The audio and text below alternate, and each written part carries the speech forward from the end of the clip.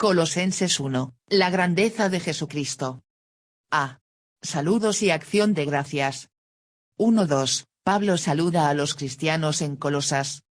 Pablo, apóstol de Jesucristo por la voluntad de Dios, y el hermano Timoteo, a los santos y fieles hermanos en Cristo que están en Colosas, gracia y paz sean a vosotros, de Dios nuestro Padre y del Señor Jesucristo. A. Pablo, según lo acostumbrado al escribir cartas en aquellos días, el nombre del autor iba primero. Por lo tanto el autor era Pablo. Él escribió esta carta mientras estaba bajo la custodia romana, Colosenses 4:2.3, 4:10 y 4:18, y probablemente la escribió en Roma alrededor del año 63 a.C. Y Pablo probablemente escribió esta carta debido a la visita de Epafras de Colosas, Colosenses 1:2.7. Es muy probable de que el propio Pablo no haya visitado esa ciudad, Colosenses 2:2.1. B.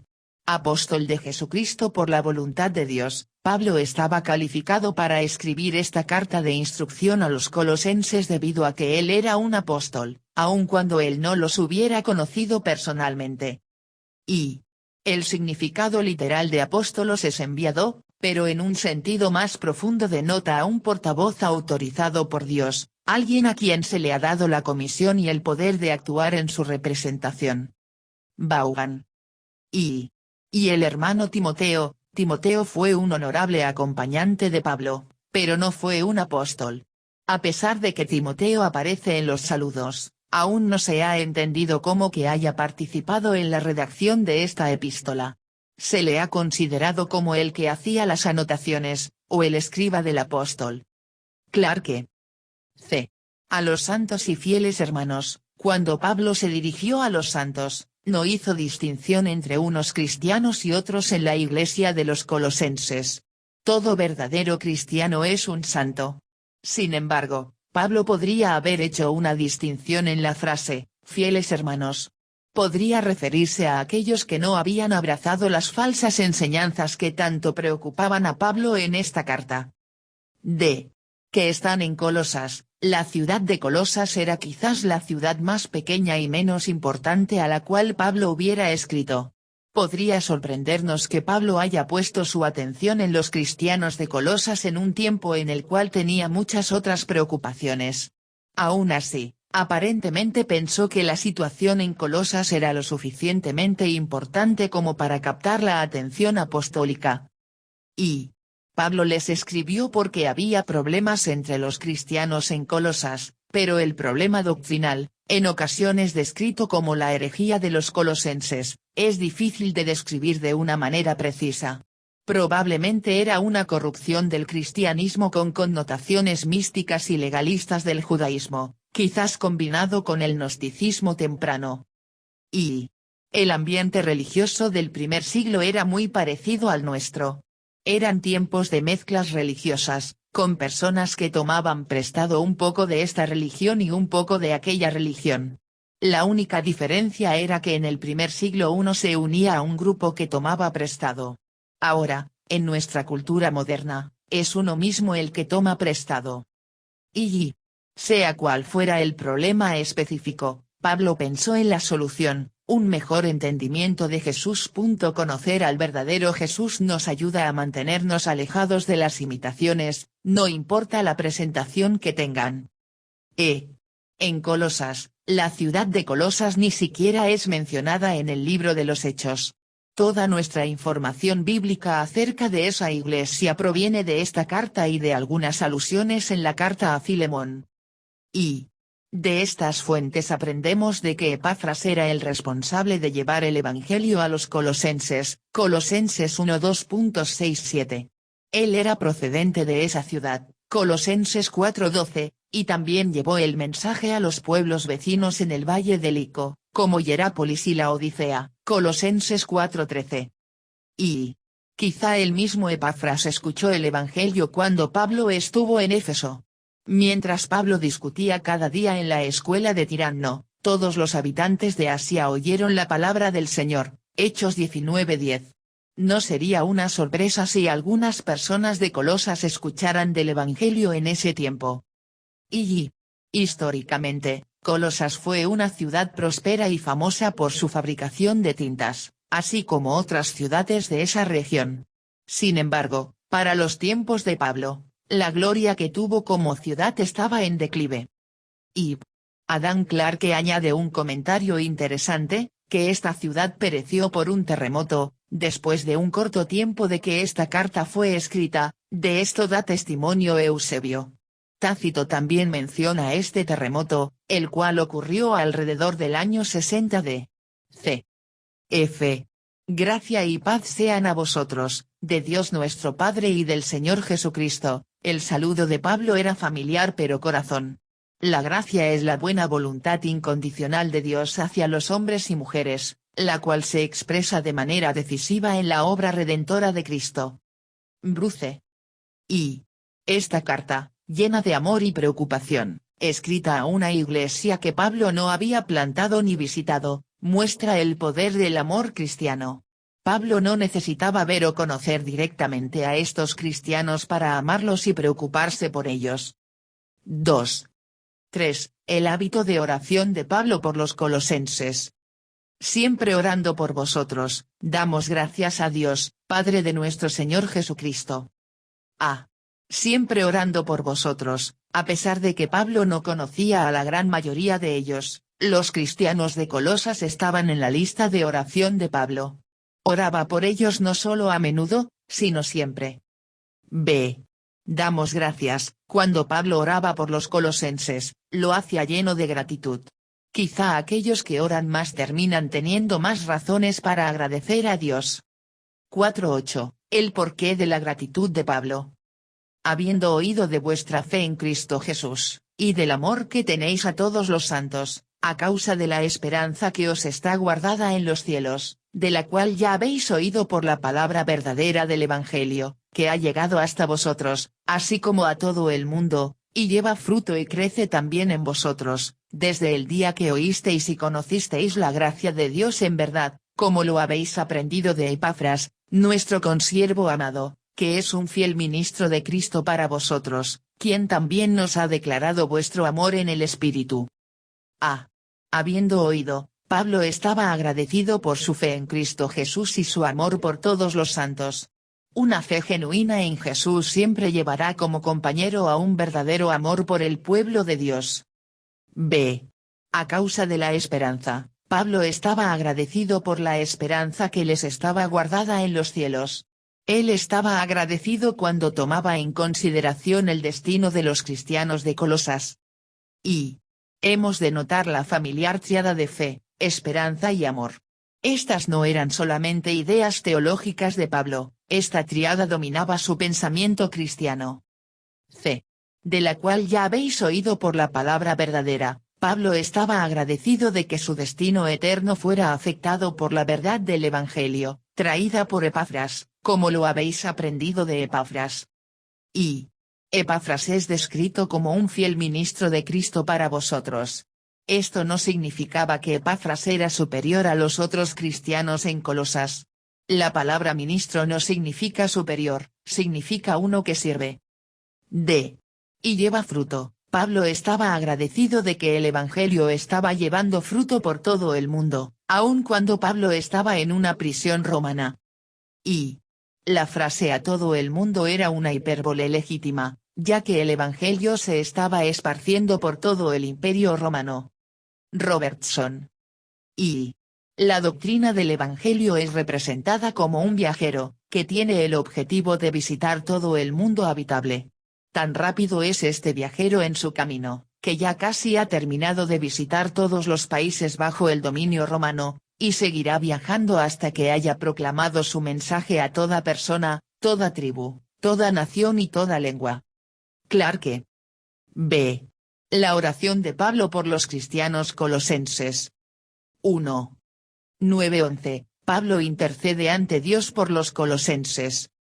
Por lo cual también nosotros, desde el día que lo oímos, no cesamos de orar por vosotros, y de pedir que seáis llenos del conocimiento de su voluntad en toda sabiduría e inteligencia espiritual, para que andéis como es digno del Señor, agradándole en todo, llevando fruto en toda buena obra, y creciendo en el conocimiento de Dios, fortalecidos con todo poder, conforme a la potencia de su gloria, para toda paciencia y longanimidad.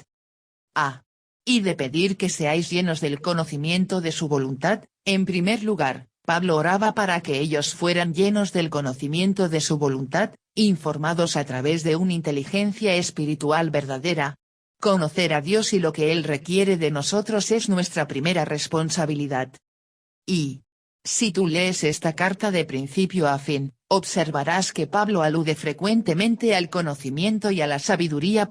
Dirigió su atención en oración al punto en el que se juzgaba que la Iglesia era deficiente. Él no los tendría por ignorantes. Él sabía que la ignorancia espiritual es una constante fuente de error, inestabilidad y tristeza, y por lo tanto deseaba que ellos fueran instruidos debidamente en las cosas de Dios. Spurgeon. B. Para que andéis como es digno del Señor, agradándole en todo. En segundo lugar, Pablo oró para que ellos pudieran vivir de acuerdo al mismo conocimiento que ellos habían recibido, que vivieran en un caminar como es digno del Señor. Y este es un patrón familiar, repetido una y otra vez en el Nuevo Testamento. Nuestro andar se basa en nuestro conocimiento de Dios y en nuestra comprensión de su voluntad. C. Llevando fruto en toda buena obra, y creciendo en el conocimiento de Dios. Esta es la manera en que podemos agradar en todo a Dios y la manera en que podemos andar dignamente. Y esto hace referencia a un pensamiento de Jesús en Juan 15 2.78, si permanecéis en mí, y mis palabras permanecen en vosotros, pedid todo lo que queréis, y os será hecho. En esto es glorificado mi Padre, en que llevéis mucho fruto, y seáis así mis discípulos. Y llevando fruto en toda buena obra. Aquí hay suficiente lugar para extenderse en toda buena obra. ¿Tienes la habilidad para predicar el Evangelio? Predícalo. ¿Un niño pequeño necesita consuelo? Consuélalo. ¿Puedes ponerte de pie ante miles y vindicarles la gloriosa verdad? Hazlo. ¿Hay algún santo humilde que necesite un poco de la comida de tu mesa? Envíasela. Deja que las obras de obediencia, de testimonio, de celo, de caridad, de piedad y de filantropía sean encontradas en tu vida. No selecciones cosas grandes como tu línea especial, sino glorifica al Señor también en las pequeñas llevando fruto en toda buena obra. Spurgeon. D. Fortalecidos con todo poder, mientras andamos como es digno del Señor, su fuerza estará allí para ayudarnos en los retos que se nos presenten en la vida, y para soportar y vencer los problemas que vengan a través de las circunstancias, paciencia, y de las personas, longanimidad, con gozo. 2. 12-14, la gratitud específica de Pablo hacia el Padre. Con gozo dando gracias al Padre que nos hizo aptos para participar de la herencia de los santos en luz, el cual nos ha librado de la potestad de las tinieblas, y trasladado al reino de su amado Hijo, en quien tenemos redención por su sangre, el perdón de pecados. A. Dando gracias al Padre que nos hizo aptos. En la administración divina, el Padre es mencionado en conexión con su amplio plan de redención. Él es la persona de la Trinidad que da inicio al plan de los siglos. B. Para participar de la herencia de los santos, es el Padre quien nos hace aptos, y no nuestras propias obras. Obtenemos esto como una herencia, en vez de ganarla como un salario. C.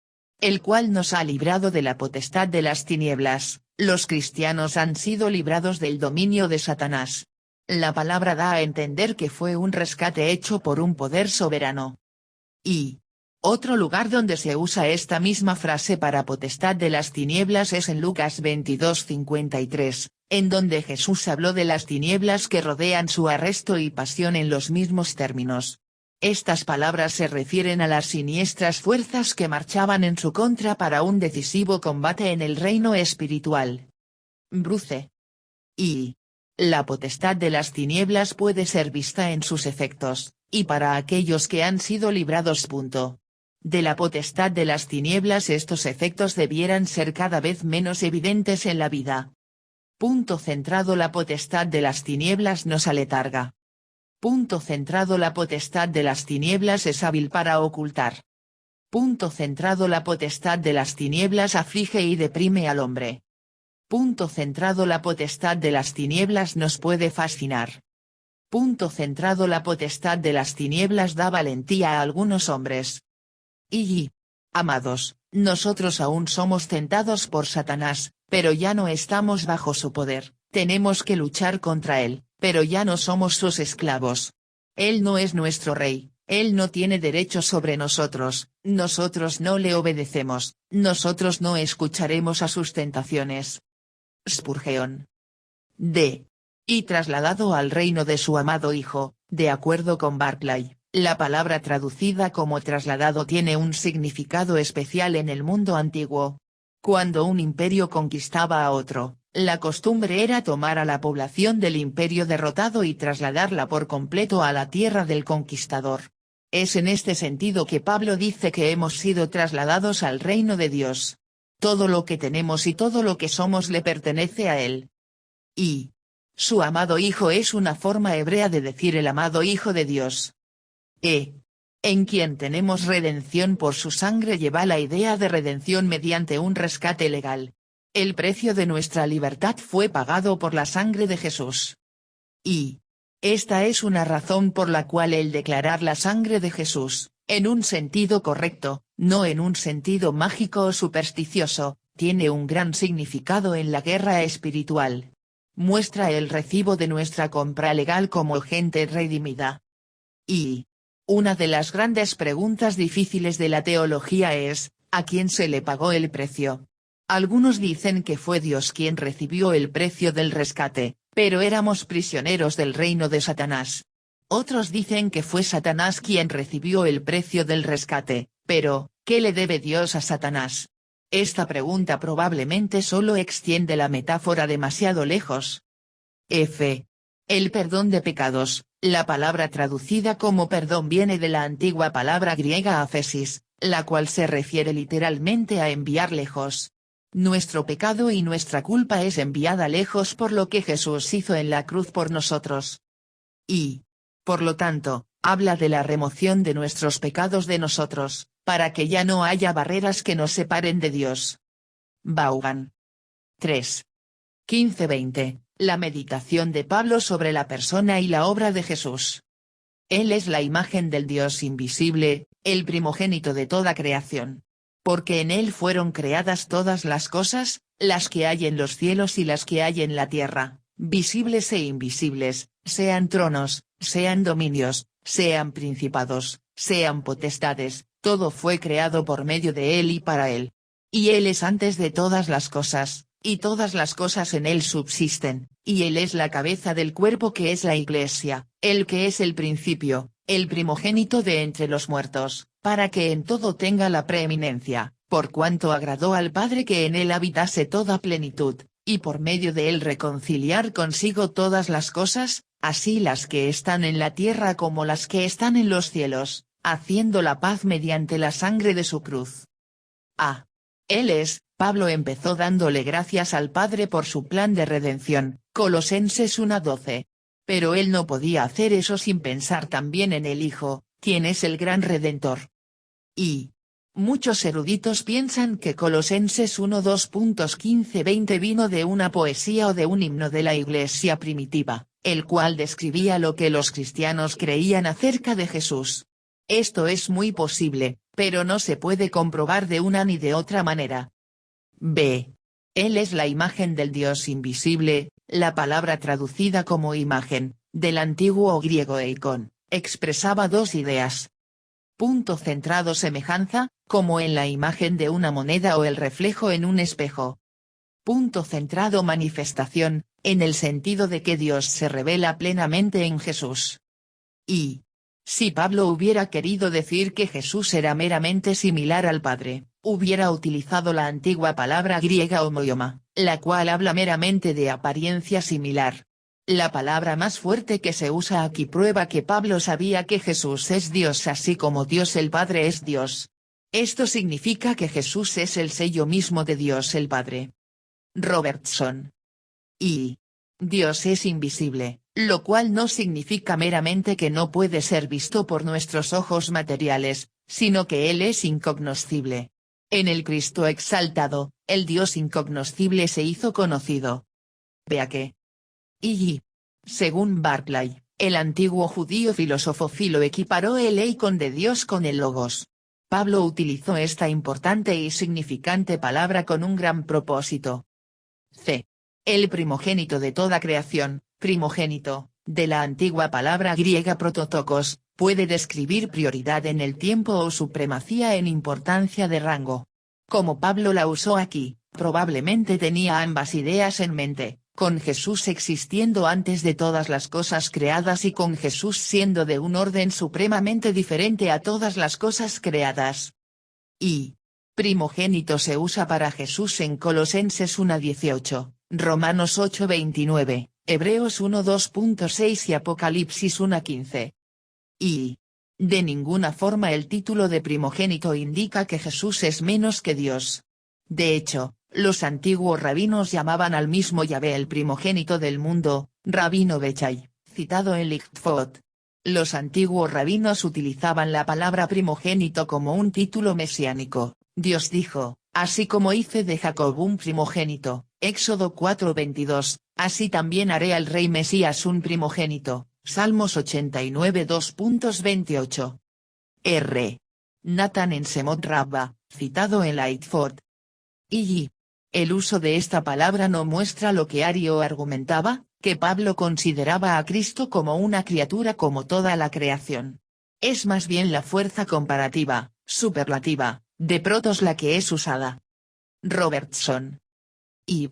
El obispo Lightfoot, un notable erudito griego, sobre el uso de las palabras eikon, imagen, y prototokos, primogénito, como la persona de Cristo fue la respuesta divina tanto a los cuestionamientos filosóficos del judío alejandrino como a las esperanzas patrióticas de los palestinos. Estas dos corrientes de pensamiento se encuentran en el término prototokos como aplicado a nuestro Señor, quien es tanto el verdadero logos como el verdadero Mesías. Lightfoot. V. La palabra prototokos en su sentido primario expresa prioridad temporal, y luego, debido a los privilegios del primogénito, gana el sentido adicional de dominio. Es dudoso que la palabra conserve algo de su significado original aquí. Vea que. D. Porque en él fueron creadas todas las cosas, no hay duda de que Jesús es el autor de toda la creación. Él mismo no es un ser creado. Cuando vemos el mundo tan maravilloso y glorioso que Jesús creó, nosotros le adoramos y le honramos aún más. Y. Los cometas tienen rastros de vapor de hasta 10,000 millas de largo. Si pudieras atrapar todo ese vapor y lo pusieras en una botella, la cantidad de vapor realmente presente en la botella ocuparía menos de 1 pulgada cúbica de espacio. Y. Los anillos de Saturno tienen 500,000 millas de circunferencia, pero solo un pie de grosor. Y. La estrella Antares es 60,000 veces más grande que el Sol. Si el Sol fuera del tamaño de una pelota de tenis, la estrella de Antares sería del tamaño de una casa. Y. Si el Sol fuera del tamaño de una pelota de playa y fuera puesto en lo más alto del edificio Empire State, el grupo de estrellas más cercano estaría tan lejos como lo está Australia del edificio Empire State. V. Una estrella conocida como LP-327-186, también llamada enana blanca, es más pequeña que el estado de Texas, aún así es tan densa que si se trajera un pie cúbico de ella a la Tierra, pesaría más de 1.5 millones de toneladas. B. La Tierra viaja alrededor del Sol aproximadamente 8 veces la velocidad de una bala disparada con un arma. B. Hay más insectos en una milla cuadrada de tierra rural que seres humanos en toda la Tierra. B. Las abejas hacen su propio aire acondicionado. Cuando el clima se pone caliente, y amenaza con derretir la cera en el panal, un grupo de abejas se dirigiría a la entrada del panal y otro grupo se quedaría adentro. Entonces agitarían sus alas todas juntas, haciendo una corriente que saque el aire caliente del panal e introduzca aire más frío adentro. X. Un solo cromosoma humano contiene 20.000 millones de bits de información. ¿Cuánta información es esa? Si fuera escrita en libros ordinarios, en un lenguaje ordinario, tomaría alrededor de 4.000 volúmenes. X. De acuerdo con el escolar griego A.T. Robertson, la frase "todas las cosas fueron creadas" lleva la idea de que siguen creadas o permanecen creadas. Robertson agrega, la permanencia del universo descansa, entonces, en Cristo mucho más que en la gravedad. Es un universo centrado en Cristo. Sean tronos, sean dominios, sean principados, sean potestades, como será demostrado en el resto de la carta, la herejía de los colosenses parecía tomada por una angelología elaborada, que efectivamente colocaba a los ángeles como mediadores entre Dios y el hombre. Pablo enfatizó que cualquiera que sea el rango de seres espirituales que pueda haber, Jesús los creó a todos y finalmente todos le responden a él. Y él es antes de todas las cosas. El que es el principio, siglos después de Pablo, un peligroso, pero popular, maestro llamado Ario afirmó que Jesús no era realmente Dios, y que hubo un tiempo en que él no existía. Pero Pablo entendió correctamente e insistió en que Jesús es antes de todas las cosas y que él mismo es el principio. Y, como toda la creación existe necesariamente en el tiempo y tuvo un comienzo, y hubo un momento infinito en el cual no existió, lo que fuera antes o anterior a este tiempo no puede ser parte de la creación, y el ser que existía antes de la creación, y antes de todas las cosas, toda existencia de cualquier tipo, debe ser el Dios sin principio y eterno. Pero Pablo dice que Jesucristo era antes de todas las cosas, por lo tanto el apóstol concibió que Jesucristo es verdadera y esencialmente Dios. Clarke. G. Y todas las cosas en él subsisten. La idea es que Jesús es el principio que une todas las cosas, y el sustentador personal de toda la creación. Y, por lo tanto Dios, como el sustentador, es tan necesario para la continuidad de todas las cosas como Dios el creador lo fue para su producción original. Pero este poder conservador o continuo se atribuye aquí a Cristo. Clarke. H. Y él es la cabeza del cuerpo que es la Iglesia. Esto describe la relación de Jesús con la Iglesia. Aquí, la cabeza probablemente se refiere al rol que tiene Jesús como fuente de la Iglesia, incluso como nos referimos a la cabeza de un río. Y, para que en todo tenga la preeminencia, este es un buen resumen de los versículos que se encuentran Colosenses 1:2.15-18. Y. Adam Clarke sobre Colosenses 1:2.16-17, ahora, permitiendo que San Pablo haya entendido los términos que utilizó, debe haber considerado a Jesucristo como verdadero y propiamente Dios. A menos que haya una manera secreta de entender los versículos 16 y 17, la cual Dios no ha revelado en ninguna parte, tomados en su sobrio y racional sentido y significado, deben resolver para siempre este punto tan importante. J. Plenitud. Esto se traduce de la antigua palabra griega pleroma, y es solamente otra forma de decir que Jesús es verdaderamente Dios. Y. La palabra plenitud era un reconocido término técnico en teología, que indicaba la totalidad de los poderes y atributos divinos. Lightfoot, citado en Robertson. Y. Según Vincent, pleroma era utilizado por los maestros gnósticos en un sentido técnico para mostrar la suma total de los atributos y poderes divinos. Cristo pudo haber sido clasificado con estas imágenes inferiores de lo divino por los maestros colosenses. De ahí la importancia de la afirmación de que la plenitud de lo divino habita en él. Vincent. Y. Los gnósticos distribuían los poderes divinos entre varios eones. Pablo los reúne todos en Cristo, una total y llana declaración de la deidad de Cristo. Robertson. K.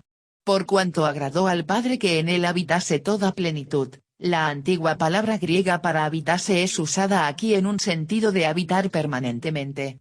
Hay una palabra totalmente diferente para referirse a habitar temporalmente. Pablo quería enfatizar la idea de que Jesús no era temporalmente Dios, sino que es permanentemente Dios. Y. Dos palabras poderosas, Plenitud es una palabra sustancial, comprensiva y expresiva en sí misma, y toda, una pequeña gran palabra que incluye todo. Cuando se combinan en la expresión toda plenitud tenemos ante nosotros una riqueza superlativa de significado. Spurgeon. Y antes complació al Padre quebrantarlo, Isaías 53 2.10, ahora complace al Padre que en él habite toda la plenitud de Dios. Y así, la frase en él habitase toda plenitud reúne en un gran clímax las declaraciones anteriores, la imagen de Dios, el primogénito de toda la creación, el Creador, la preexistencia eterna, la cabeza de la Iglesia, el que venció la muerte, el primero en todas las cosas. En esta cumbre nos detenemos, viendo, como Juan, desde Cristo en su plenitud de deidad hasta la exhibición de esa plenitud divina en redención consumada en el cielo. Vincent. Y la plenitud está en Jesucristo. No en una iglesia, no en un sacerdocio, no en un edificio, no en un sacramento, no en los santos, no en un método o programa, sino en el mismo Jesucristo. Está en él como un punto de distribución, para que los que quisieran más de Dios y de todo lo que Él es lo puedan encontrar en Jesucristo. Y por medio de él reconciliar consigo todas las cosas, la obra expiatoria de Jesús es plena y amplia. Aún así no debemos tomar Colosenses 1:20 como una aprobación del universalismo. Mediante la sangre de su cruz, de nuevo notamos dónde se hizo la paz. Nosotros no hacemos nuestra propia paz con Dios, sino que Jesús hizo la paz por nosotros a través de su obra en la cruz. Y, sin embargo, no debemos de considerar la sangre de la cruz de manera supersticiosa. No es una poción mágica, ni es la sangre literal de Jesús, literalmente aplicada, la que nos salva o nos limpia. Si fuera así, entonces sus verdugos romanos, al ser salpicados por su sangre, hubieran sido automáticamente salvos, y la cantidad limitada de moléculas de la sangre literal de Jesús limitaría el número de personas que podrían salvarse. La sangre de su cruz nos habla de la verdadera muerte física de Jesucristo tomando nuestro lugar ante Dios. Esa muerte literal en nuestro lugar, y el juicio literal que Él llevó a favor nuestro es lo que nos salva. 4. 21-23, como la grandeza de la obra de Jesús toca la vida de los colosenses. Y a vosotros también, que erais en otro tiempo extraños y enemigos en vuestra mente, haciendo malas obras, ahora os ha reconciliado en su cuerpo de carne, por medio de la muerte, para presentaros santos y sin mancha e irreprensibles delante de él, si en verdad permanecéis fundados y firmes en la fe, y sin moveros de la esperanza del Evangelio que habéis oído, el cual se predica en toda la creación que está debajo del cielo, del cual yo Pablo fui hecho ministro. Que erais en otro tiempo extraños, la antigua palabra griega traducida como extraños, apeiotriomenos, significa literalmente transferidos a otro dueño. Esta transferencia de propiedad, de Dios a Satanás y a nosotros mismos, nos ha afectado en mente y comportamiento. Y, al pertenecer al linaje de Adán, nacemos siendo extraños delante de Dios. Luego, como individuos, cada uno de nosotros elegimos aceptar y abrazar esa alienación con nuestras malas obras. Y que erais en otro tiempo extraños, esto significa que en Jesús ya no somos extraños. La diferencia entre un creyente y un no creyente no es solamente el perdón, hay un cambio completo de estado. Ahora os ha reconciliado. La respuesta de Dios al problema de la alienación es la reconciliación, iniciada por su obra en la cruz. Ahora os ha reconciliado en su cuerpo de carne, por medio de la muerte. En la obra de la reconciliación, Dios no se encontró con nosotros a mitad del camino. Él llega hasta el final para encontrarse con nosotros y nos invita a aceptarlo. Y uno podría usar dos formas de entender la necesidad humana y la salvación de Dios. Punto centrado: podemos ver a Dios como el juez, y nosotros somos culpables delante de él. Por lo tanto, necesitamos perdón y justificación. Punto centrado: podemos ver a Dios como nuestro amigo, y nosotros hemos dañado nuestra relación con él. Por lo tanto, necesitamos reconciliación. Y Ambas formas son verdad y ninguna debiera de ser promovida a expensas de la otra. Y la expresión de su cuerpo de carne es redundante. Pablo quería enfatizar que esto sucedió por algo que le aconteció a un hombre real en una cruz real. C. Para presentaros santos y sin mancha e irreprensibles delante de él, este es el resultado de la obra reconciliadora de Dios. En conjunto, estas palabras muestran que en Jesús somos puros y ni siquiera podemos ser acusados justamente de impureza. Y la idea de presentarnos santos y sin mancha ante Dios nos lleva a pensar en la terminología usada cuando los sacerdotes inspeccionaban a los sacrificios potenciales. Somos presentados ante Dios como un sacrificio vivo. Y el deseo de ser salvos significa un deseo de ser hechos santos y sin mancha e irreprensibles, no solamente un deseo de escapar del fuego del infierno en nuestros propios términos. D. Si en verdad permanecéis fundados y firmes en la fe, aquellos que verdaderamente son reconciliados deben de verdaderamente perseverar. El principal enfoque de Pablo es el de continuar en la verdad del Evangelio, firmes en la fe, y sin moveros de la esperanza del Evangelio que habéis oído. Es importante para los cristianos continuar en una conducta piadosa, pero no somos salvos por nuestra conducta piadosa. Así que es aún más importante para los cristianos continuar en la verdad del Evangelio puesto que somos salvos por la gracia a través de la fe. Y si el Evangelio enseña la perseverancia de los santos, también enseña que los santos son aquellos que perseveran hasta el fin, en Cristo. La continuidad es la prueba de esta realidad. Bruce. C. Lo que Pablo hizo por los colosenses. 1. 24. Pablo padece por ellos. Ahora me gozo en lo que padezco por vosotros, y cumplo en mi carne lo que falta de las aflicciones de Cristo por su cuerpo, que es la Iglesia. A. Ahora me gozo en lo que padezco por vosotros. Pablo escribió esta carta desde una prisión romana. Él podía ver que sus padecimientos obraban para el bien de otros, así que podía decir que sus padecimientos eran por los colosenses y los otros cristianos. B. Y cumplo en mi carne lo que falta de las aflicciones de Cristo. La palabra aflicciones nunca es usada para los sufrimientos que Jesús padeció en la cruz. La mayoría de los comentaristas ven esto como una referencia a la aflicción que Jesús soportó durante su ministerio.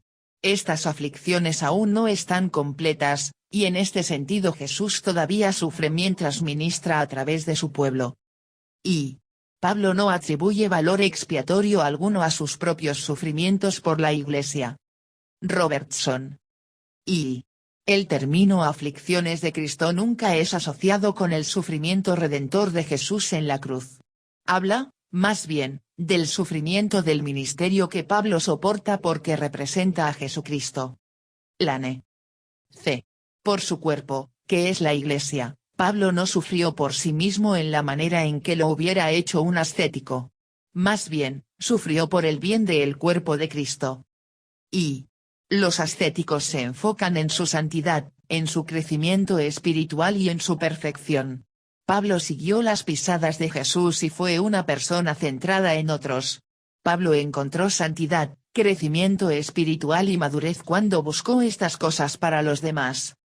2. 25-26, Pablo es un ministro de la Iglesia y revela el misterio de Dios que alguna vez estuvo oculto. De la cual fui hecho ministro, según la administración de Dios que me fue dada para con vosotros, para que anuncie cumplidamente la palabra de Dios, el misterio que había estado oculto desde los siglos y edades, pero que ahora ha sido manifestado a sus santos. A. De la cual fui hecho ministro. Pablo era un ministro, eso es, un siervo del cuerpo de Cristo, la Iglesia. Él no tomó esa posición por iniciativa propia, sino según la administración de Dios. Dios puso a Pablo en esa posición, él no se puso solo. B. Para que anuncie cumplidamente la palabra de Dios, el misterio que había estado oculto, en el sentido bíblico, un misterio no es un acertijo. Es una verdad que puede ser conocida solamente a través de revelación y no por intuición. Ahora puede ser conocido, porque ahora ha sido manifestado a los santos.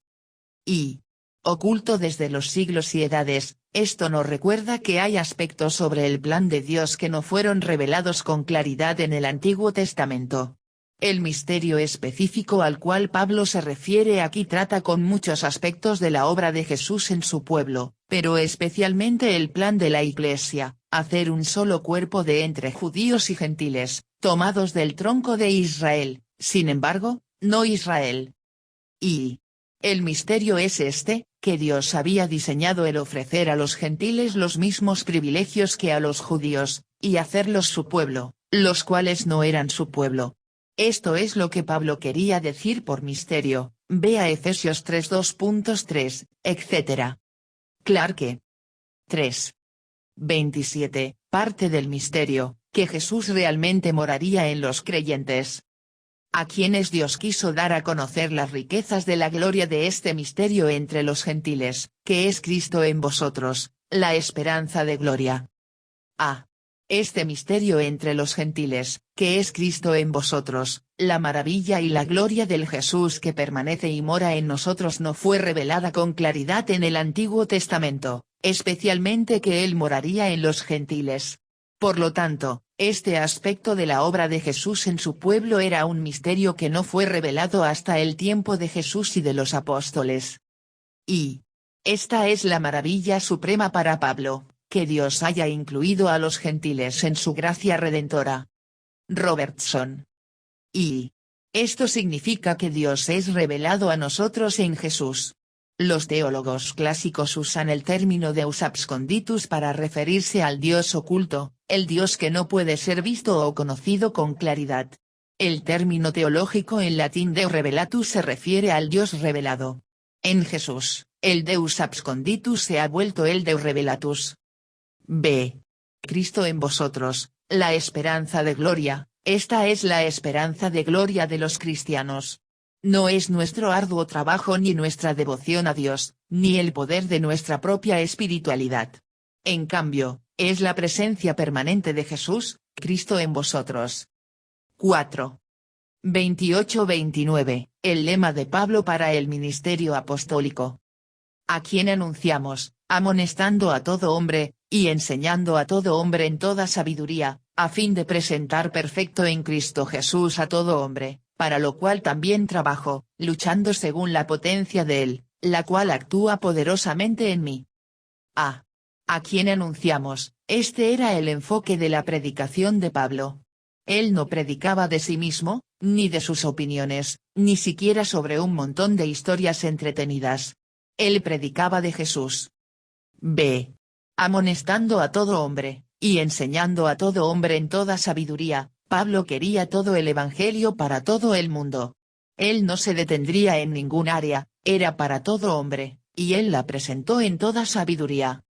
Y algunos traducen la palabra amonestando como aconsejando. El verbo griego antiguo noutetountes significa impartir entendimiento, poner en la mente o el corazón. El énfasis está en influir no solo en el intelecto, sino también en la voluntad y la disposición. Describe un medio básico de educación. Y la obra de amonestar, o ayudar a impartir entendimiento, era una pasión de Pablo en el ministerio, Hechos 20:31. Es también el trabajo de los líderes de la Iglesia, 1 Tesalonicenses 5:12, y del cuerpo de la Iglesia en general, Colosenses 3:16, siempre y cuando sean capaces de amonestar a otros, Romanos 15:14. C.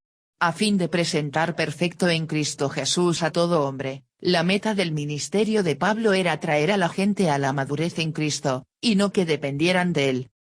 Y, por lo tanto, el objetivo de esta epístola, y, de hecho, de toda la obra apostólica es amonestar y enseñar a cada hombre a que se presenten perfectos en Cristo, porque eso conlleva al perfeccionamiento de toda la Iglesia. Morgan. Y este trabajo era para todo hombre. En contraste, los falsos maestros en Colosas creían que el camino a la salvación era tan complicado que solo podía ser entendido por unos cuantos, los cuales formaban en cierto sentido una aristocracia espiritual. Vaughan. D. Para lo cual también trabajo, luchando según la potencia de Él, la cual actúa poderosamente en mí. La obra de Pablo estaba llena de la potencia poderosa de Dios. Pero la potencia de Dios en su vida no significaba que Pablo no hiciera nada. Él trabajó duro según la potencia de él. Y la palabra luchando, cuya raíz puede significar competir en los juegos, lleva, a partir de entonces en Pablo, la idea de competición atlética. Pablo no realiza su trabajo a medias, esperando vagamente que la gracia llene los huecos en los que él es demasiado perezoso para trabajar. Wright,